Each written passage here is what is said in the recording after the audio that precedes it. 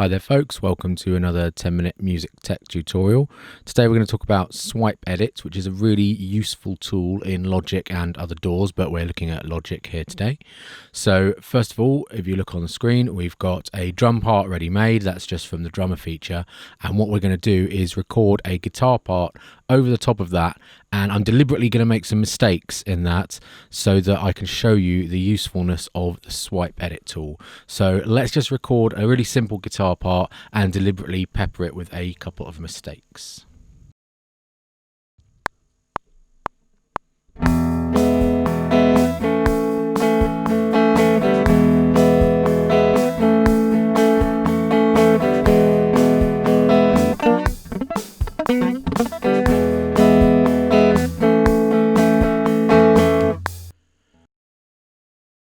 Okay, obviously fairly obvious mistake in there. You'll also forgive me, I'm not really a guitar player, but we'll make the best of it. So if that was our recording, and as we've looked at before in a couple of other of these tutorials, one thing we could do to repair that mistake is to use our marquee tool and simply copy a part over that, and that is perfectly acceptable if you've got a really good take elsewhere. However, if you have not got a really good take elsewhere, or the part is very long, and this is especially prevalent in guitar solos where the parts are not repeated enough for you to copy them, then we're going to use the Swipe Edit tool. So I'm going to undo what we've just done, and this time I'm going to make sure that my cycle is on, so that is the yellow bar at the top for the whole duration that I want.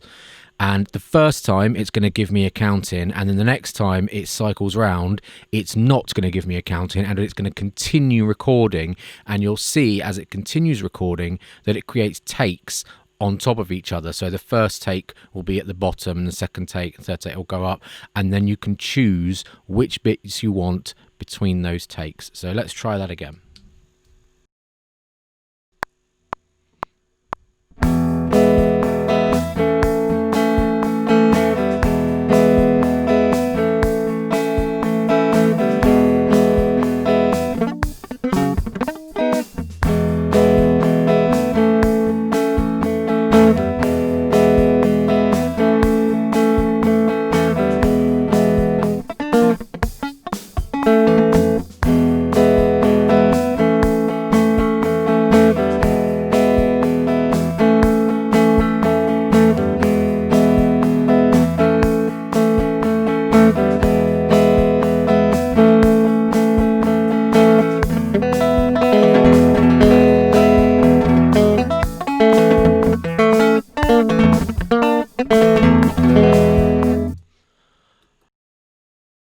Okay, so there we did 3 takes, each one with mistakes in it.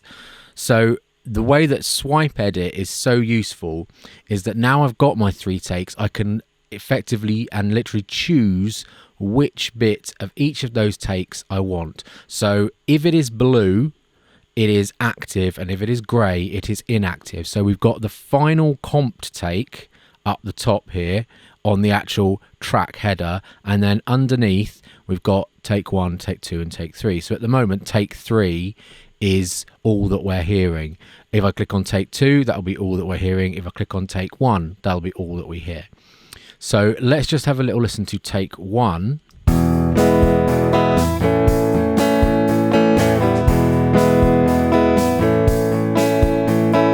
So take 1 is absolutely fine for the first 4 bars, and so we're going to keep that. But then at bar 5 or bar 6 we get this mistake.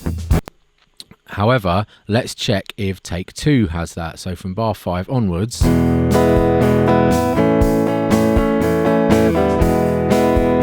it's fine all the way to the end. And take 3 obviously had several mistakes all the way through.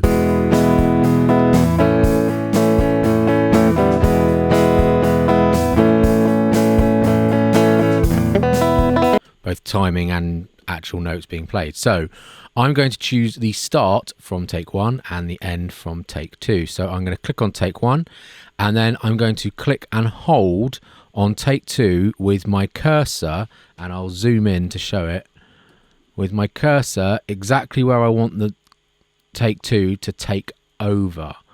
So there we go, and I'm just going to click and hold and scroll all the way across, and I can zoom out. It really does help to zoom in if you do this as well. The resolution improves dramatically.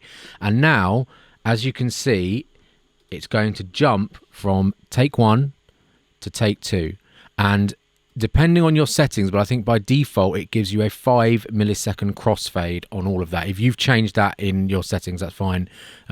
I think I've got it set to 3 milliseconds, but I think by default it gives you 5, and it just is enough to make the transition inaudible in a good way.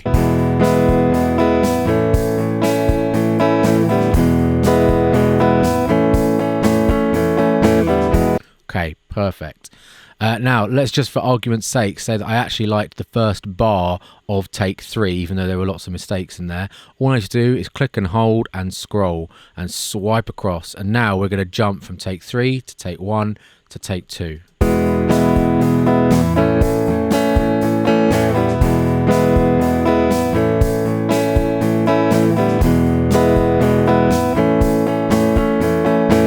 And so we've ended up with a take that I like. Obviously, if this was real, I'd spend a lot more time on it and get it really detailed. And as I said, if you zoom in on these, you can get sample specific and go, right, well, actually, I want it to cross at the 0 crossing point, and you can look at where they all are.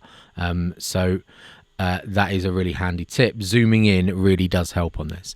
So once I've made my edits, I can either just double click on this top white bar in the comped track and it all disappears. The edits are still there. If I want to edit it again, I can open it up. The only issue with this is that the computer is now storing 3 audio files worth for the one track, which if you've got a big hard drive and big RAM and lots of CPU, that's absolutely fine. But as soon as projects start to build up, especially on laptops, it can start to freeze. It can cause sync errors and things like that. So if you just want to close it and you're going to make edits later, that's perfect, and that will just remain in your track and you can move that around like you can any piece of audio. However, if you are absolutely certain that that is the edit you want and you don't want to make any further changes, and if you want to save on hard drive and RAM and CPU, etc., then you come across to where it says A, because this is take A. You can do take B, etc., but that's for another video. This is just basic stuff today. You click A, and down here we've got several options. So we've got duplicate, rename, etc., flatten, and the one that we want to do is either export active comp to a new track, which I'll show you in a second, or flatten and merge. Flatten and merge will bounce your edit into one single audio file so that you can't swipe edit it anymore, but all your changes and edits and swipes will be saved and bounced as a new audio file, and it will delete the rest of it. Okay, so just be aware that will delete those other takes from your hard drive. However, one of the most useful ones is export active comp to new track. So that's what I'm going to click on, and what that has done is it has maintained our original edit here, but it has created a duplicate track, and it will actually create it with all duplicate settings. I haven't actually got any settings in this file because I've just DI'd the guitar, but it will duplicate all the settings.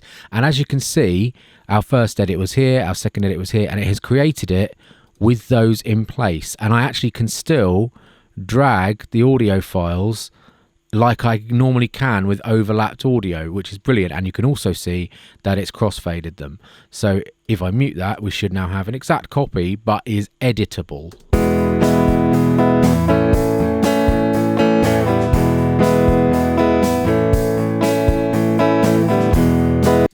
And that is extremely useful. That still allows you to edit it, but you could now delete that, and you could delete that off your hard drive by going into the audio menu, and now you've only got the one audio's worth of project in here, and you can still make changes and do anything you want with it. And then if you're absolutely certain, you can just use your glue tool and you can glue that all together. and it will do it with the crossfades and any fades that you've got. So that's just a really quick introduction to the swipe edit tool. It's incredibly useful, especially if you're doing complex parts, little runs on guitar or bass or drum parts. Especially useful for drum parts, actually, where you want to record a straight beat and then the drummer's going to do the fill over the top. I know that Lars Ulrich from Metallica does that. He records, all the drum parts without the fills and then puts the fills in later using this technique. It's also useful if especially useful if you're doing solos, where you just want to do the solo again and again and again. And quite often, when myself or any clients that I have are doing that, it's not uncommon to have 50 or 60 takes of the solo, and then you select, sometimes even note by note. The big advantage, though, is if you're doing vocals and you can just do take after take after take of each verse, chorus, bridge, whatever, and then you can almost select syllable by syllable or phrase by phrase of what's the best intonated, best tuned, etc. And then you can comp your takes together. You can also create dual backing vocals from one take by doing the export active comp to new track. So you can export one comp, change the edit, and export another one. Okay, we're going to finish there, but hope everyone's well and hope you're enjoying your week. And if that was useful, leave a comment. Other than that, folks, take care.